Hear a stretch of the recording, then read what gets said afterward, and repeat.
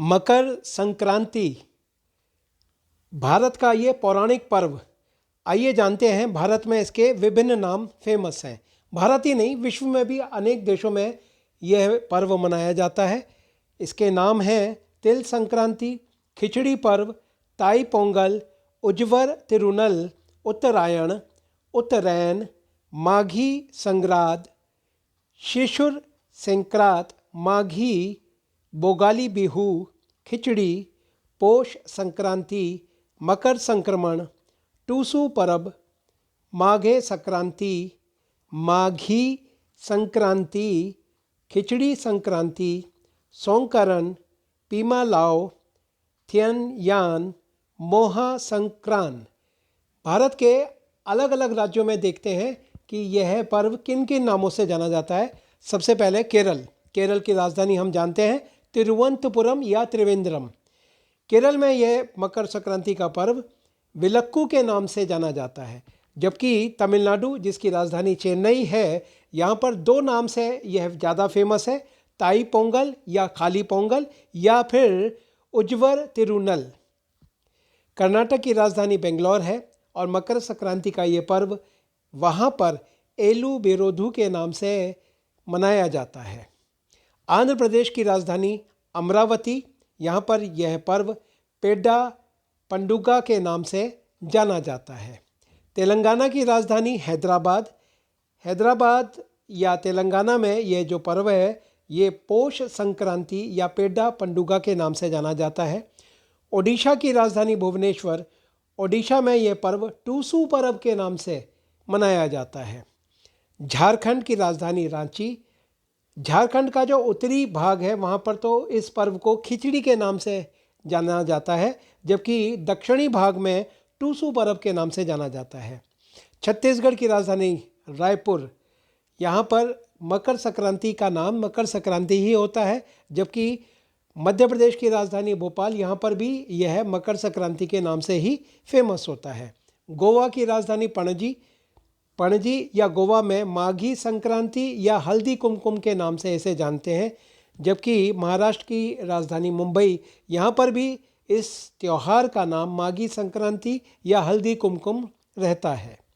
गुजरात की राजधानी गांधीनगर, गुजरात में मकर संक्रांति को उत्तरायण कहा जाता है, जबकि राजस्थान की राजधानी जयपुर, मकर संक्रांति को यहाँ पे उत्तरायण कहते हैं। पंजाब की राजधानी चंडीगढ़, यहाँ पर माघी या लोहड़ी के नाम से यह त्यौहार मनाया जाता है। लोहड़ी का त्यौहार एक दिन पहले 13 जनवरी को मनाया जाता है।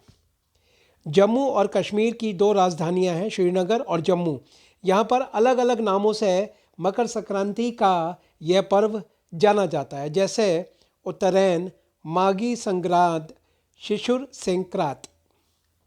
लद्दाख की राजधानी लेह, यहाँ पर भी उत्तरायण, माघी संग्रांद, शिशुर संक्रांत के नाम से जाना जाता है। हिमाचल प्रदेश की राजधानी शिमला, हिमाचल प्रदेश में यह त्यौहार माघ साजी या माघी के नाम से फेमस है, जबकि हरियाणा की राजधानी चंडीगढ़, यहाँ पर भी माघी या लोहड़ी के नाम से इसको मनाया जाता है एक दिन पहले। उत्तराखंड की राजधानी देहरादून, उत्तराखंड के गढ़वाल रीजन में तो इसको खिचड़ी संक्रांत का कहते हैं, जबकि कुमायूं रीजन में घुघुतिया के नाम से इसको सेलिब्रेट किया जाता है। उत्तर प्रदेश की राजधानी लखनऊ या उत्तर प्रदेश में मकर संक्रांति को खिचड़ी या मकर संक्रांति ही कहा जाता है। बिहार की राजधानी पटना, यहाँ पर इस पर्व को मकरांत या तिल संक्रांति के नाम से मनाया जाता है। पश्चिमी बंगाल की राजधानी कोलकाता, यहाँ पर पोष संक्रांति के नाम से यह पर्व मनाया जाता है, जबकि असम की राजधानी दिसपुर है और असम में यह त्यौहार भोगाली बिहू के नाम से सेलिब्रेट किया जाता है। सिक्किम की राजधानी गंगटोक, यहाँ पर दो नाम से यह पर्व जो है फेमस है और वो नाम है नामसूंग और लोसूंग। मेघालय की राजधानी शिलोंग, मेघालय में यह पर्व पुसना के नाम से फेमस है, जबकि त्रिपुरा की राजधानी अगरतला, यहाँ पर त्रिपुरा में खर्ची पूजा के नाम से यह त्यौहार मनाया जाता है। मिज़ोरम की राजधानी आइजोल और यहाँ पर मकर संक्रांति को माघ बिहू के नाम से सेलिब्रेट करा जाता है। मणिपुर की राजधानी इम्फाल, यहाँ पर पौष संक्रांति के नाम से यह फेमस है। नागालैंड की राजधानी कोहिमा और नागालैंड में साजी संक्रांत के नाम से ये त्यौहार मनाया जाता है। अरुणाचल प्रदेश जिसकी राजधानी ईटानगर है, यहाँ पर यह त्यौहार पौष संक्रांति या परशुराम कुंड मेले के नाम से मनाया जाता है। भारत ही नहीं, विश्व के अनेक देशों में जहाँ पर सनातनी हैं यह त्यौहार मनाया जाता है। आइए देखते हैं कुछ अन्य नाम। बांग्लादेश में इसको पौष संक्रांति कहते हैं। नेपाल में इसे माघे संक्रांति या खिचड़ी संक्रांत कहते हैं। थाईलैंड में इसे सोंगकरन कहा जाता है। लाओस में इसे पीमा लाओ कहा जाता है। म्यांमार में इसे थियन यान कहा जाता है। कंबोडिया में इसे मोहा संक्रांत कहा जाता है, जबकि श्रीलंका में यह पोंगल और उज्वर तिरुनल के नाम से फेमस है। मकर संक्रांति का क्या अर्थ है या संक्रांति का क्या अर्थ है, पहले ये जानते हैं। हमें पता है कि सूर्य का एक राशि से दूसरी राशि में जाना संक्रांति कहा जाता है। हम सभी जानते हैं कि 12 राशियां होती हैं, तो कौन सी राशि से सूर्य किस राशि में जाता है तब जाके मकर संक्रांति होती है। जैसा कि हम वीडियो में देख पा रहे हैं, जब सूर्य का प्रवेश धनु राशि से मकर राशि में होता है तब यह त्यौहार मनाया जाता है। और जैसा कि हम जानते हैं कि मकर संक्रांति एक पौराणिक वैदिक उत्सव है। साइंटिफिकली अगर हम देखें तो सूर्य के चारों ओर पृथ्वी लगभग 365 दिनों में अपना चक्कर पूरा करती है, और पृथ्वी का जो पार्ट सूरज की तरफ होता है वहाँ पर दिन होता है और पीछे की तरफ रात होती है। और पृथ्वी के 2 भाग हैं, एक उत्तरी भाग और एक दक्षिणी, यानी कि उत्तरी गोलार्ध और दक्षिणी गोलार्ध, जिसको कि इंग्लिश में नॉर्दर्न हेमिस्फीयर और सदर्न हेमिस्फीयर कहा जाता है। इन गोलार्धों के माध्यम से हम मकर संक्रांति को समझने की कोशिश करते हैं।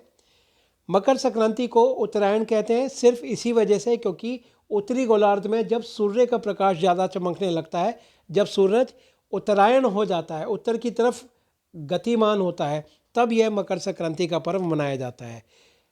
सूर्य देवता या सूरज को हम यहाँ पर देख रहे हैं और इसके चारों ओर पृथ्वी की हम विभिन्न दिशाएं देख रहे हैं। चारों ओर इसके पृथ्वी चक्कर लगा रही है, और पृथ्वी के बीचों बीच में जो लाइन देख रहे हैं उससे ऊपर वाला पार्ट जो है वो नॉर्दर्न हेमिस्फीयर या उत्तरी गोलार्ध और नीचे वाला दक्षिणी गोलार्ध। जब उत्तरी गोलार्ध की तरफ चमकता है सूरज ज़्यादा तो उत्तरायण होता है या फिर मकर संक्रांति होती है, जबकि दक्षिणी गोलार्ध की तरफ जब सूरज का प्रकाश ज़्यादा पड़ता है तो दक्षिणायन होता है। तब मकर राशि से वो कर्क राशि की तरफ चलना शुरू कर देता है। तो ये है साइंटिफिक रीज़न। मकर संक्रांति पर गंगा स्नान, सूर्य पूजा, दान पुण्य, श्राद्ध आदि का विधान है। पौराणिक काल से ये समस्त कार्य मकर संक्रांति वाले दिन किए जाते हैं। मकर संक्रांति के पावन अवसर पर प्रयागराज में आज पहला दिव्य स्नान भी है। जैसा कि हमें पता है कि करोड़ों लोग आज के दिन मकर संक्रांति के इस दिव्य स्नान में स्नान करने के लिए प्रयागराज पहुंच रहे हैं, और एक भव्य नज़ारा यहाँ पर आज के दिन हमें देखने को मिलता है।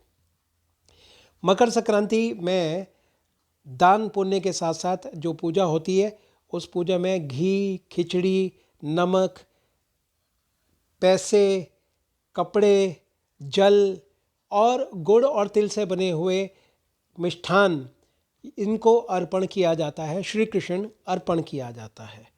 और यही चीज़ें हम खाते भी हैं इस दिन, क्योंकि माना जाता है खिचड़ी जो कि दाल चावल मिलकर रहती है सामाजिक समरूपता का एक उदाहरण है।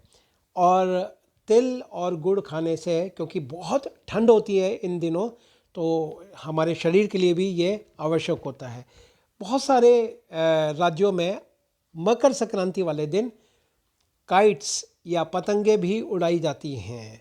तो ये थी मकर संक्रांति के विषय में छोटी सी आपकी नॉलेज। आशा करता हूँ कि ये नॉलेज, इसका एक ना एक कोना आपके ज़रूर ऐसा होगा जो आपको आज नया लगा होगा। धन्यवाद।